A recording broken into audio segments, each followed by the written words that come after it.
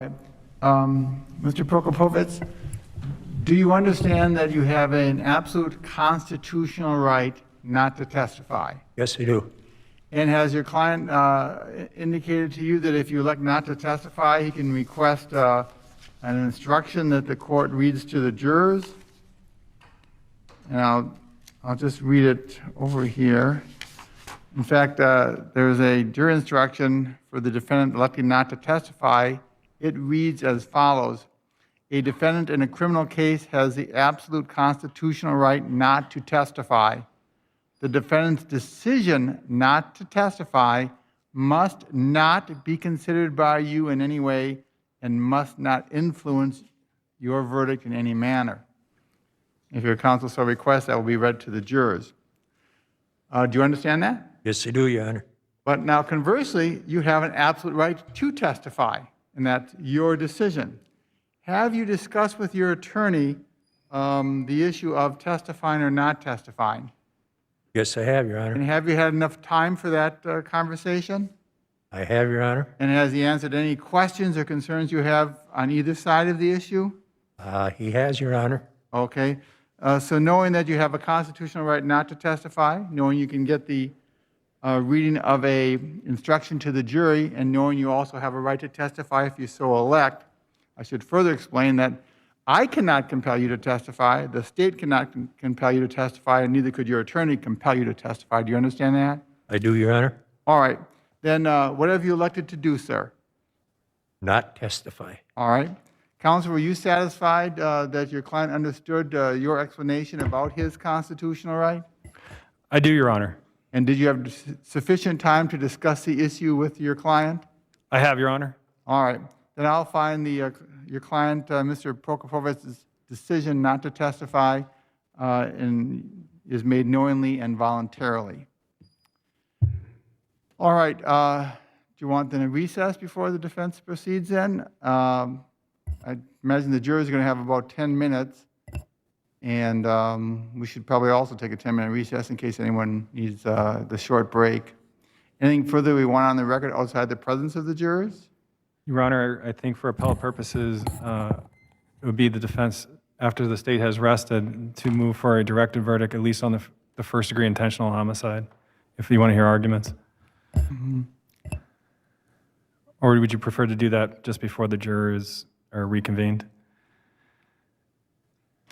You have a preference, Ms. Lemkool? No. I guess I'm... Why don't we take the arguments now then? Sure. Go ahead, Attorney D'Angelo.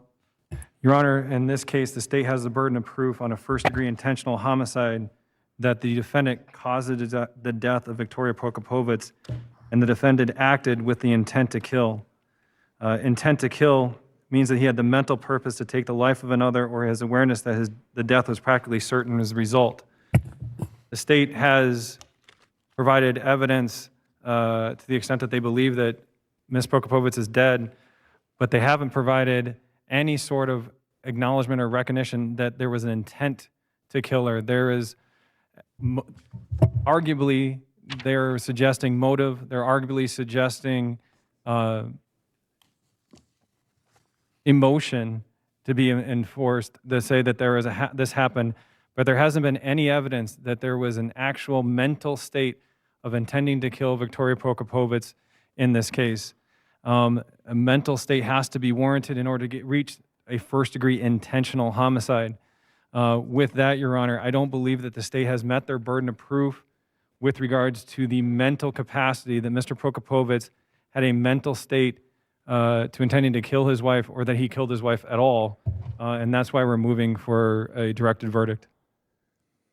State's argument? Thank you, Your Honor. As the court is aware, as Attorney D'Angelo indicated, there are two elements. The defendant caused the death of Victoria Prokopovitz.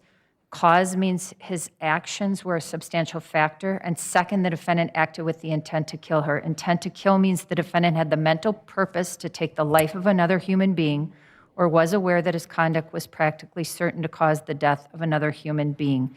Intent is something under the law and explained in the jury instruction, that it's something that the act need not be brooded over, considered, or reflected upon a week, a day, an hour, or even a minute. There need not be any appreciable time between the formation of the intent and the act. The intent to kill can be formed at any time before the act, including the instant before the act, and must continue to exist at the time of the act. Quite frankly, with anything else not being in the record, there's overwhelming circumstantial evidence with respect to this case. There were extensive searches. We have to show that Ms. Prokopovitz is dead. There is no reasonable explanation beyond a reasonable doubt for this woman not to have appeared with what has been done basically in the physical searches based upon the lack of contact, based upon the lack of existence, and quite sadly, 8 years of time passing substantiates that rather clearly. We're not talking about a day, a week, a month.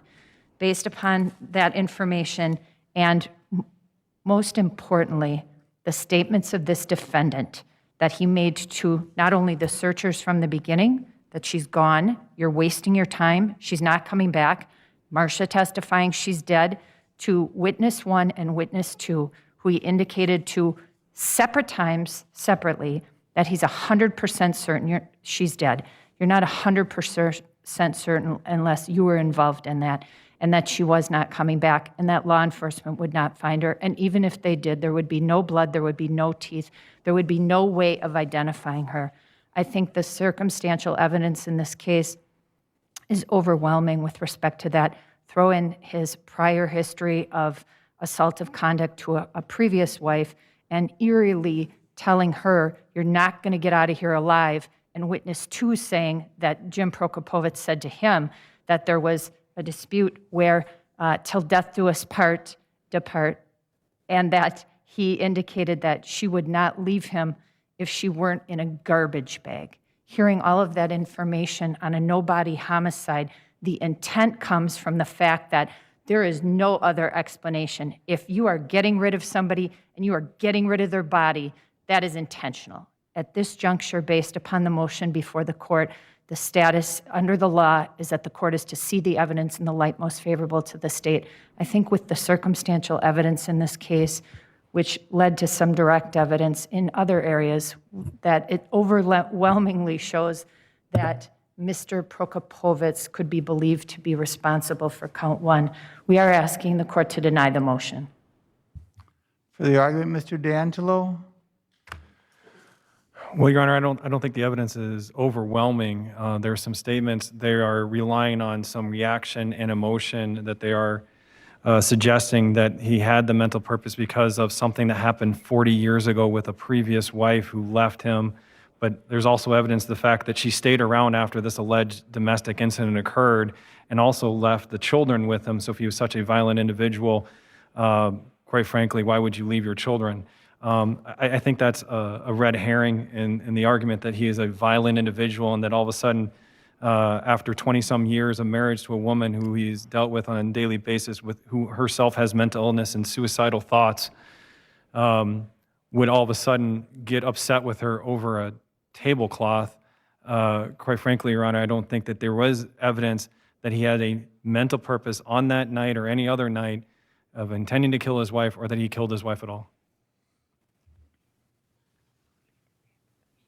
Counsel, do you agree that the standard at this time for this motion is that I must consider the evidence in a light most favorable to the state? I also must consider all reasonable inferences that are favorable towards the state?